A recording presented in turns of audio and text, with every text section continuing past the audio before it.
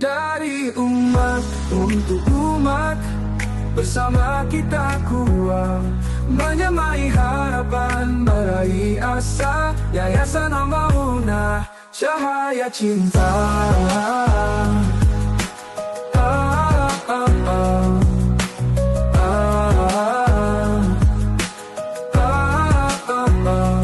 Di sini kita belajar dan berjuang dengan hati yang ikhlas dan lapang.